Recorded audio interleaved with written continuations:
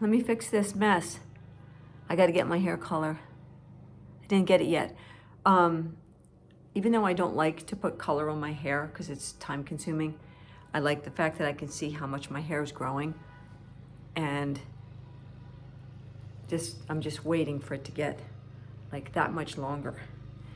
Jewelry today. I've got a little cross on, which kind of matches. I did a deep burgundy, and then I just have a little blue, kind of like almost like a Japanese, Chinese design is what it reminds me of for earrings. It is October 3rd.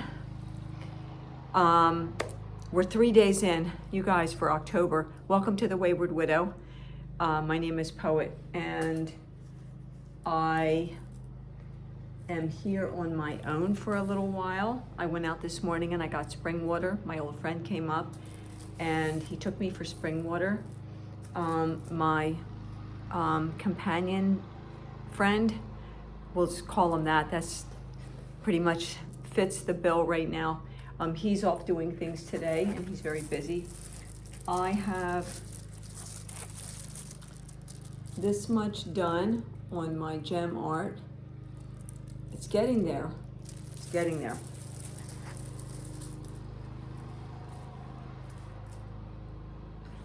Okay. So, I want to show this. I've been using Shutterfly. Well, I've used Shutterfly twice to get pictures printed out because I don't want to lose anything on my phone, you know, and or on Sky's iPad. So I need to go over on the iPad again, look at more pictures that he has, see if there's anything else I want to order. But so far I've put in 2 orders and one came yesterday, actually 3 days early. And this is absolutely my favorite picture of Sky. I love this picture of him. He took it of himself when we lived in our last house in the woods. And I love this picture of him. You see the earring? You see the earring right there? And there it is, right there.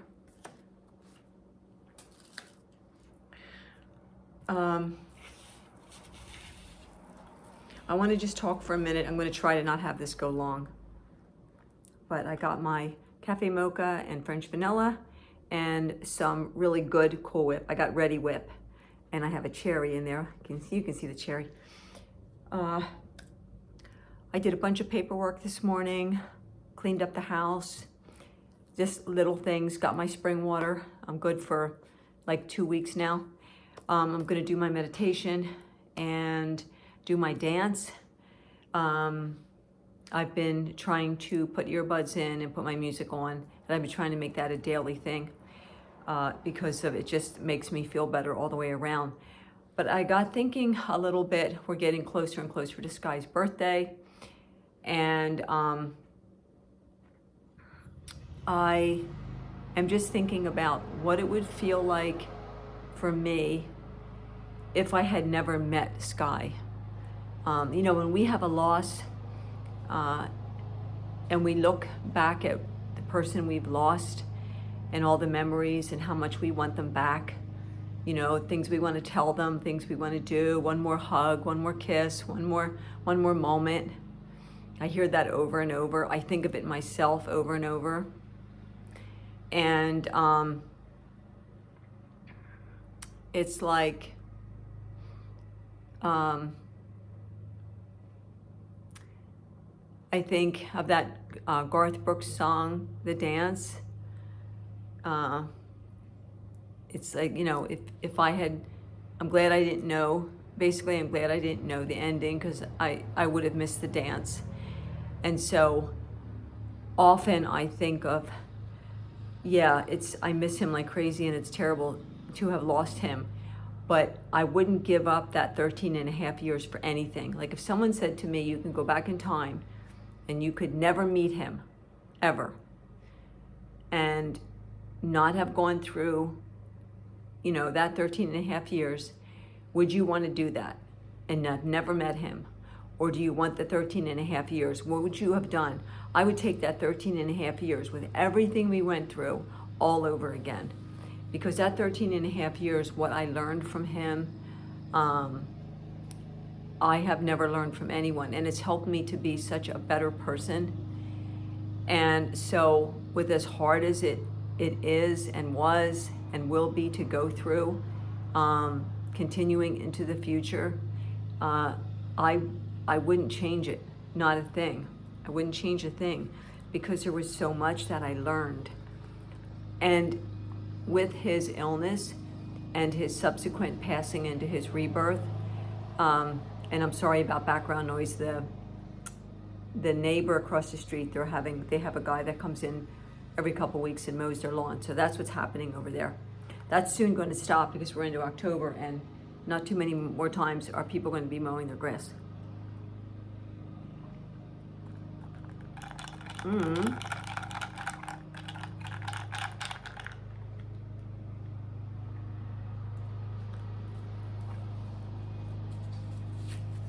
That's good.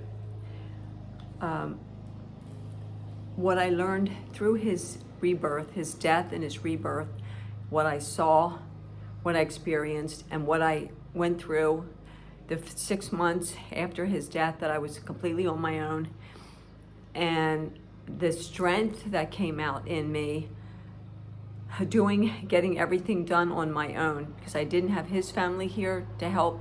I didn't have my family here to help. It was me. And it amazes me the strength that came through when it had to come through. Like, I didn't have choices. I could have just done nothing and let all the paperwork sit, I could have just done nothing. But things need to get done. And for me, it was better just to get them done right off the bat, so that I had some time to breathe and to process and to get through the time after. So the amount of strength that I can look back now and say that I've had since his death, and what I needed to do, is amazing for me. It doesn't mean that I'm still not panicky. It doesn't mean that I'm not anxious. It doesn't mean that I don't get scared every single day, because I do. That hasn't changed. That part of my life, no matter what happens, I meet somebody, someone dies that I love, I move, like whatever. It doesn't change my anxiety level. It doesn't change any of that for me. Like, that part of me is so in me, and has been since I was a little girl, that's not ever going to change. I could sit in meditation all day long. I could go to the Zen center and sit. I can, have my medication upped a little bit more, which of course we won't do, but I could do all those things, take my walks, drink my green tea, listen to my music. I can do all those things. It's not ever going to stop this illness that's in me with the anxiety and the panic. It's who I've been since I was as young as I can remember. So that's always there. But along with that, there's a strength that came out when I had to get things done. And so as you go through your losses, and for the people who are in anticipatory grief, and what I mean by that is people who know that their loved one is in the process, the passing away process, they're ill and they know it, and they're there with their loved one. Anticipatory grief, there's a strength that you develop even in anticipatory grief that you don't even realize. And it takes a while. I mean, it took me a couple of months after Sky passed away that I realized the strength that I had in me to get things done. And then to spend time alone and figure out what's next. So for the people who are going through anticipatory grief, for the people who've had a sudden loss with no warning, there's a strength that pops out in us, and we don't even always recognize it for a very long time, but I believe it's there in us. I know it has been in me. So I wouldn't change anything with the time I've had with Sky. The things that he taught me in and around all of the ups and downs of our relationship, You know, we were married for just a short period of time, like a year and a half. We were like, after we got divorced, and we always stayed in the same airspace, but we always had separate rooms. We always had separate time. We were like best friend companions. Like, I was the teacher, he was the pupil. I was the pupil, he was the teacher. And we had this really good companionship, friendship, partnership. It was really nice. And I wouldn't change it for a thing. Nothing could come along to say, you know, we could take all that, you know, loss and pain away. No, because what I learned was worth what I went through. And it's helped me to prepare for when it's my turn to leave here and go on to what's next for me. So it's just a thought. That song, that Garth Brooks song, The Dance, it's just a thought that if I had known, you know, I could have missed the pain, but I would have had to miss the dance. I wouldn't have wanted to miss the dance, because the dance was so special and taught me so much. It's like a life lesson dance. So think about that a little bit as you are going through what you're going through. Keep pushing forward, just, you know, a minute at a time, an hour at a time, a day at a time, whatever it is that you have to do. For me, it's the constant hills and valleys. You know, I'm really good. I have a whole day I don't cry. I have 3 days I don't cry. Some nights I sleep really well. I have really weird dreams, but I'm sleeping.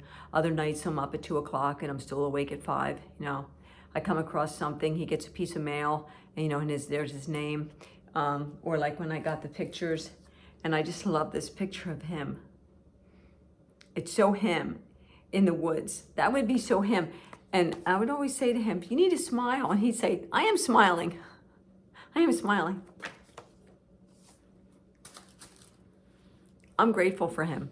I'm grateful for the time, and I'm grateful for what he taught me. So hang in there, you guys, a day at a time, inch by inch, not yard by yard. What do they say? Progress, not perfection. There's all these little things that you can think about. We have, you know, our family around us, for those who have family around you. I just befriended one of my neighbors. I've lived here, this is my 5th year, and I have a neighbor on the first floor in the same building on the first floor. And we've never held a conversation. But the other day she was out and sitting out, and I went over to compliment the flag that she has hanging out. And I asked her where she got it, and she said Amazon. We chatted for a minute, and I said, would you mind if I give you my cell phone number in case you have an emergency, because she has a health issue and she lives alone. And she said, no, that I would appreciate that. So I came in, wrote down my number, and I took the number over, and I got her number and her name finally after all this time. So, you know, now I'm able to greet her by name, and I know that if there's a situation, I can reach out to someone. And she has a car, and she's mobile. And if she needs, you know, company, I could go over, you know, she's like 20 steps away, and sit with her if need be. Just more to like reach out and make a connection with someone, because I think that's really important. I'm learning that. Anyway, I'm gonna go, I'm gonna have my coffee. I'll talk with you guys soon. Take care of yourself. What's happened lately? Not a whole lot. Just going to the store and taking walks, and my companion friend, I don't know what to call him right now. He had some medical testing yesterday. Everything went fine. I set up Uber. We used Uber. That made me anxious to set up for 2 people, but I did it. It was fine. We had the same driver up and back, which was really cool. Really nice guy, young guy. And so today I've been on my own all day. I got a lot done. Got some important paperwork in the mail, and I changed up my Halloween sign on the door, and I set up the coffee pot. I just did little things, you know, just to keep myself busy. So I'm gonna go. Talk to you soon. I love you guys. Thank you for being here, choosing me and this channel. If you don't want to comment here, come over to Messenger to Poet Quinn, Quinn, and hit me up over there and we can chat over there.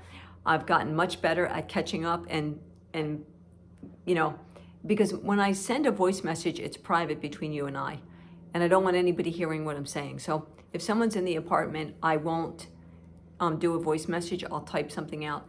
But it's really important that I stay connected with you guys because we're pretty much all going through something, and I'm learning every day how important connection is. So you can always find me over there on Messenger, not too much on Facebook, but on Facebook Messenger. Okay, take care.